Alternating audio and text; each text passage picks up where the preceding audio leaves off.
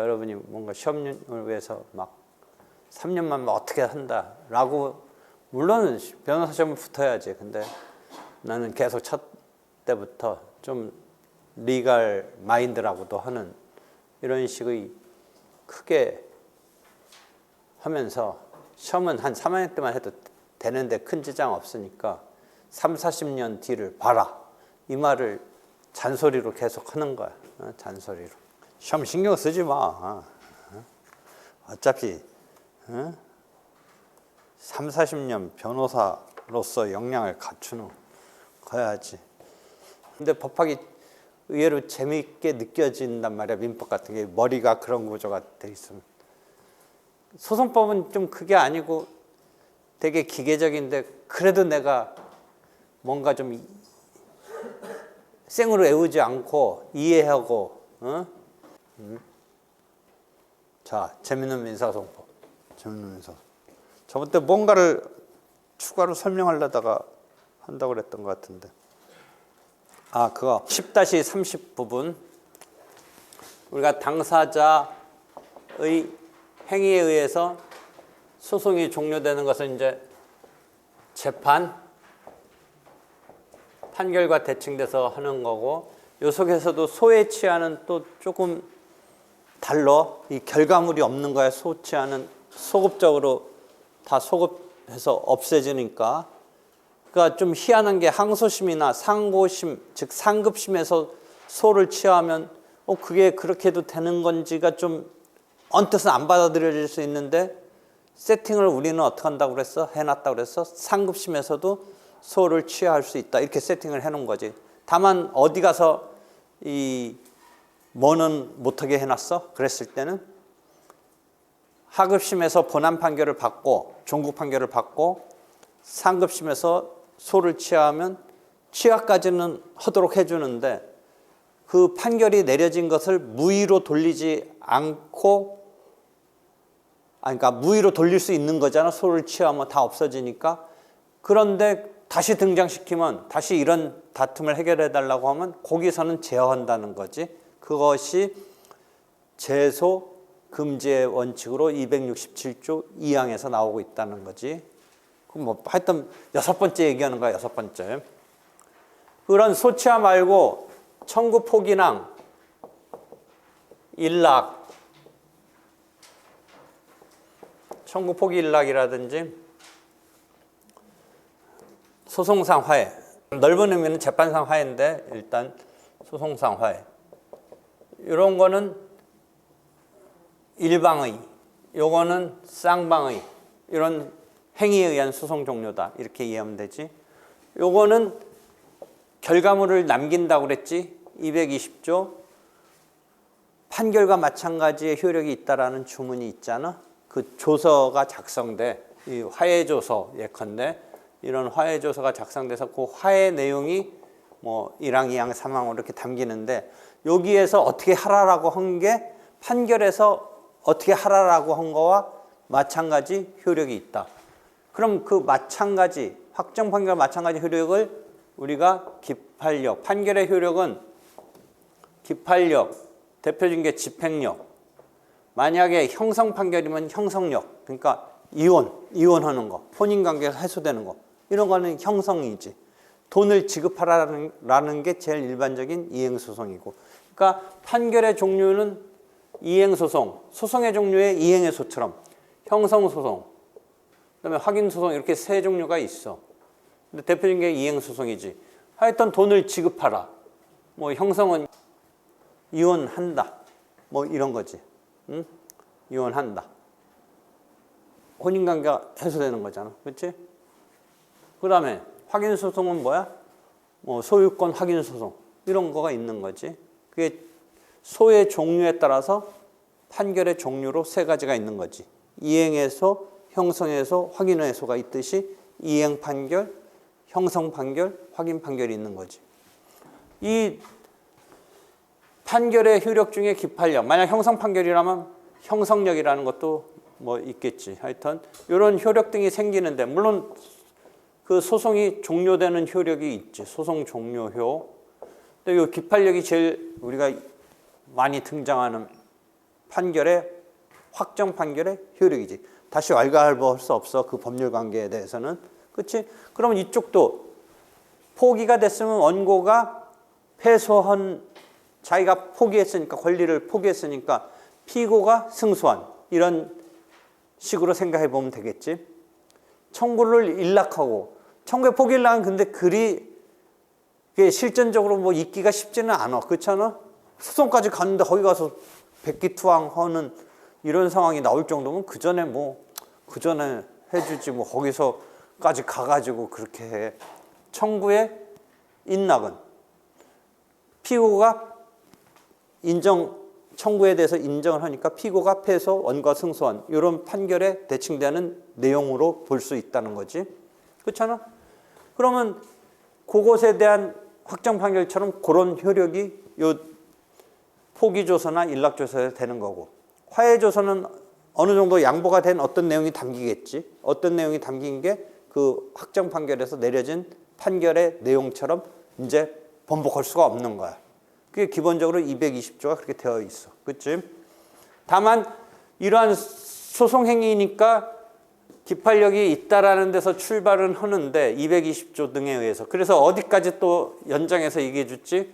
451조를 준용하는 461조에 재심에 준한 준재심에 의한 사유가 아니면 이제 확정 판결은 함부로 번복 못 하는데 예외적으로 재심 사유가 있으면 취소시킬 수는 있어. 그렇지만 대법원까지 확정 판결로 끝났으면 일반적으로는 끝났다고 봐야 되는데 아주 특별한 어떤 경우에 재심 사유가 있다든지 하는 경우는 상정할 수는 있고 제도로서 마련되어 있지. 그렇지? 한편 최근에 만든 건 뭐 형사 재판, 민사 재판 상관없이 헌법의 재판에 대한 소원을 할 수 있는 게 최근에 생긴 거지. 일정한 헌법적인 어떤 쟁점이 있다라고 주장해가면서. 근데 하여튼 공식적으로는 대법원까지 만약 올라갔다면 대법원에서 확정되고 끝나는 거지. 그렇지? 그 다음에 청구 포기 화해도 확정 판결과 마찬가지 효력이 있다라고 하니까 여기서도 특별한 경우에는 재심에 준한 마찬가지 사유를 갖고 준한, 재심에 준한, 준재심이라는 게 461조에 있기는 하지. 그렇지? 일단 그런 흐름이야. 그럼 여기서 기판력이 있는데 저번 때도 계속 질문했지만 판결은 이제 다툴 수 없는데 이 청구 포기 일락이나 소송 상황에는 기판력이 있다라고는 하지만 뭔가 여기서는 한 단계 더 나가서 왈가왈부할 수 있지 않는가. 당사자가 사기, 강박, 착오 등을 주장해서 재판과 달리 여기서는 기판력에 대해서 뭔가 이것을 갖다가 한번 문제 삼을 수 있지 않는가. 그 취지는 어디서 나온다고 그랬지. 만약 그런 생각을 한다면 판결은 법원이 강행적 공권적으로 뭔가 당사자의 주장의 공방을 거쳐서 내려준 것이니까 더 이제 왈가왈부하지 말았는데 만약에 청구 포기 일락이나 만약에 재판상 화해는 왈가왈부할 수 있다라고 보려면 어떤 근거에서 출발한다고 그랬지? 당사자의 자치적 의사에 따른 소송 종료이니까 그 자치적 의사에 뭔가 거기에 트러블이 엉킨 게 있다라면 그걸 배려해 주겠다라는 생각을 하기 시작한 거라는 것이지. 그치? 그치? 그러니까 요런 게 봐봐. 나는 이걸 억수로 떨어지거나 억수로 내 인생의 젊음을 담보해 가면서 시험 붙을 때 난 이런 거 몰랐어. 여러분한테는 진짜 여러분한테 손목을 잡고서 이렇게 떠먹여 주는 것만 떠먹여 주는 게 아니라 교과서에서 약간의 행가는 그런 건 나오지만 부각돼서 말하지 않아. 근데 이런 걸 탁 임팩트 있게 해주면 애우지 않아도 되거나 지금은 시간이 더 걸리고 뭔가 겉도는 것처럼 되지만 혼자 읽을 때 이게 쏙쏙쏙쏙 남으면서 읽어질 수 있다는 거야. 그걸 나는 해주는 것에서 좋은 선생이라는 거야. 잠깐 코머셜 나갔어. 선거 광고 나갔어. 그새를 못 참네. 10분을 못 참아요. 내가 또. 잘 나갔는데 여기서 왜 또 이런 주체 없는 소리를 했을까. 자, 그러니까 이해를 하라는 거야. 이해를. 그치? 이해를. 그럼 기판력을 긍정하는 여기 입장에서 여기서는 빠져나가려고 하는 이런 움직임이 있다는 거야. 그치? 근데 화해에서는 이제 오늘 다시 이제 다시 이제 시작하는 거까지가 기판력에 대해서 부정설, 긍정설, 제한적 기판력설인데 판례는 기본적으로 소송행위에 있어서 법원이 화해에 당사자끼리의 어떤 의사에 의하지만 법원이 이렇게 소송에 들어왔던 상태에서 하니까 거기다가 화해를 당사자끼리 했다고 하지만 자기네가 그래도 이렇게 조서도 만들어줬는데 그리고 조문상 보니까 220조도 있고 조문상 보니까 461조도 있는데 이거 함부로 니들 그냥 니들끼리 막 그냥 다시 뒤죽박죽 만들면 안 된다라는 생각을 하는 거지. 판결만큼은 아니지만 그래도 법원이 어느 정도 관여를 해서 화해가 된 거고 조문상으로도 220조가 있고 조문상으로도 461조가 있으니까 판례는 그냥 엄격하게 기판력을 인정하는 그것을 그대로 보는 것인데 학설은 기판력 부정설이라는 이쪽에 스펙트럼이 있는데 그 정도까지는 아니고 일반적인 학설은 제한적 기판력 긍정 내지는 제한적 기판력설 뭐 반대로 보면 제한적 기판력 부정설이라고 할 수 있나 뭐 하여튼 제한적 기판력 그러니까 뭔가 하자가 있으면 그 화해하는 과정에 하자가 있으면 번복할 수 있도록 하고자 하는 것에서 판례는 안 된다야 되게 엄격해. 근데 학설은 될 수도 있다 정도의 여지를 생각하는 거야. 이해되겠어? 그래서 제한적 기판력설을 학설은 주장하고 나오는 거야.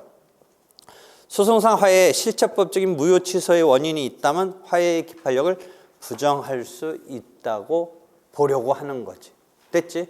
그럼 이제 실제 변호사 시험에 갑자기 나온 거야. 거기까지는 공부 억수로 됐었어. 뭐 어디 책에나 있어. 근데 그 다음 페이지에 저번 때 마지막 시간에 한 거.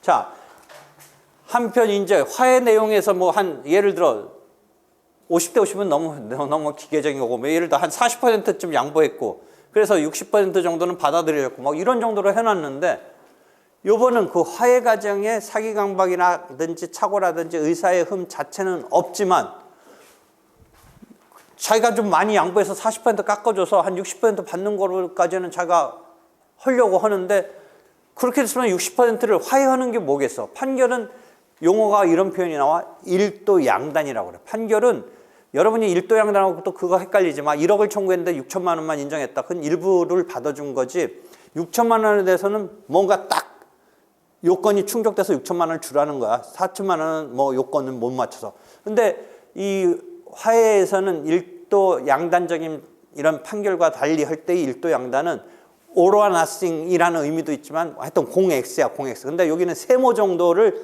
인정해 준다는 게 일도 양단적인 재판에 대해서 우리가 그럴 때 일도 양단이라는 말을 쓰는 거지 일부만 받아줬다 아니다 하고는 조금 이게 성질이나 차원이 틀린 거야. 그러니까 공이냐 X냐에서 세모 정도의 느낌인 거지. 그 일부 공에서 반달 만들었다. 설명이 실패. 하여튼 그런 거 하고 세모는 틀린 거잖아. 공을 청구했는데 반달만 준다라는 거. 설명이 됐어? 이해됐어? 나도 즉흥적으로 지금 만들었는데 설명이 실패한 것 같긴 한데. 그러니까 일도 양단이라는 것은 재판에서는 일도 양단이라고 그래. 일도 양단. 근데 여기서는 이제 상호 양보가 들어가는 거지. 그래서 내가 조금 양보를 해줬는데 뭐 사기 강박 같은 게 개재됐다면 이제 그 아까 기판력을 부정한다 뭐 이런 생각을 하기 시작하는데 요번은 그게 아니야.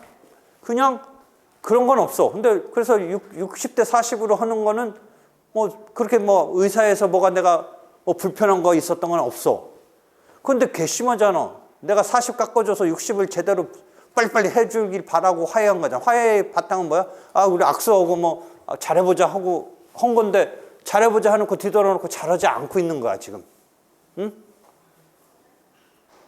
그러니까 판결로 치면 그 주라는 것은 판결에서는 60을 주든 뭐 100을 주든 끝끝내 싸워가지고 판사회에서 줘야 된다고 하니까 수긍 못하면서 씩씩대거나 욕하고 뭐 할 수 있는 건데 화해는 적어도 앞에서 이렇게 했을 때 악수하고 그러면 이런 것도 교과서에 안 나오는데 뭐야? 이런 ADR이라는 게 화해나 조정이나 중재 같은 게 정식의 판결과 달리 어떤 장점이 있다고 하냐면 앞으로의 거래 관계 같은 걸 할 때 판결로는 이제 그냥 쌈박질하고 뒤도 안 돌아보고 이겼든 졌든 그렇게 되는데, 이런 화해나 ADR적인 해결은 앞으로의 거래에 계속적인 이런 관계에 있는 경우라면 앞으로의 그런 상황까지 해주고 조금 봐준 거나 융통성 있게 한다, 이런 것까지를 고려한 적절한 분쟁 해결로 간다, 이런 표현이 어딘가에 나와. 그러니까 이런 ADR적인 해결은 장래의 이런 거래관계 등에 있어서의 상황을 고려할 때 판결에 의한 아까 말한 일도 양단적인 판결보다는 장래의 원활한 거래관계 등을 위해서는 좀 더 좋게 분쟁 해결이 되는 것이다. 그런데 다시 돌아와서 그렇게 해서 좀 해줬는데 그 뒤에 스무스하게 안 해버리면 열이 받게 되는 거야. 이제쯤에 판결은 애초부터 열 받는 거야. 싸웠으니까 서로 끝끝내. 근데 화해는 어느 순간에 악수를 했는데 악수한 대로 빨리 해줘야 될 거 아니야. 내가 좀 깎아줬으니까 제발 좀 봐달라. 내가 뭐 해서 좀만 하면 열심히 해볼게. 이렇게 해서 해놨는데 안 주는 거야. 이행이 안 되는 거야. 그랬을 때 이제 방법은, 물론 그랬어도 그 60%에 해당하는 거라도 요게 뭐야? 저번 때 가르쳐준 집행권한이 돼가지고 강제 집행을 할 수 있는 권한이 돼서 60%에 대한 지급을 집행을 하면 돼. 판결문에서처럼 요 화해조서를 갖고 화해조서가 집행권한이 돼서 60%에 담긴 그 부분에 대한 집행을 들어가면 되는데, 이 사람의 마음은 내가 그럴 것 같으면 왜 40%를 깎아줬을까? 이렇게 나를 계속 속썩일 거면, 내가 이렇게 화해했을 때는 적어도 60%는 이제 갖고 왔었어야지. 그렇잖아? 그러니까 이 사람의 마음은 이제 뭐야? 60% 집행하는 것조차도, 집행도 사람 막 깎아보게 만들고 시간 끌고 뭐 수고도 들고 비용도 들고 노력도 드는 거 아니야. 그러니까 내가 그러면 왜 화해를 했을까? 의 마음이 생긴 거야. 그런데 원래 화해는 사기 강박 이런 거는 없었어. 그 자체는 제대로 화해한 거야. 그런데 그게 이행이 안 되니까 급기야 무슨 생각을 한 거야? 이 화해를 민법에서 계약처럼, 화해가 계약이니까 본질은 하나의 계약에서 출발하면 어떤 생각을 한 거야? 채무 불이행으로 해제할 수 있는 거 아니야. 그러니까 사기 강박의 의사표시의 흠에 의한 취소 같은 건 아니지만 정상적인 계약인데 계약이 이행이 안 되고 있는 거야. 채무가 불이행되고 있는 거야. 60% 정도 주겠다고 한 그것을 불이행하고 있는 거야. 그러니까 이 사람은 아예, 그러니까 어떻게 된 거야? 화해라는 어떤 합의 내지 계약을 아예 깡그리 해제하고 싶다. 그럼 뭐를 노리는 거야? 나 다시 100에 대한 이걸 갖다가 받고자 하는 것으로 뭐 소송이 됐든 다시 하겠다. 지금 만약에 화해 해제가 없다라면 화해 계약으로 할 수 있는 행동은 뭐야? 그냥 집행, 60%에 대한 집행밖에 못 들어가는 거야. 그렇잖아? 그러니까 이 사람은 그냥 다시 하고 싶은 거야. 다시. 그랬을 때 우리가 법적으로 어떤 생각을 한 거야? 화해 계약을 해제할 수 없는가? 이유는 채무 불이행으로, 상대방의 채무 불이행으로. 이런 문제제기를 했는데 그게 변호사 시험에 나왔던 거야. 그 이전에 변리사 시험이 이렇게 나온 것 같아. 연도가 보니까 18년에 나왔으니까. 그치?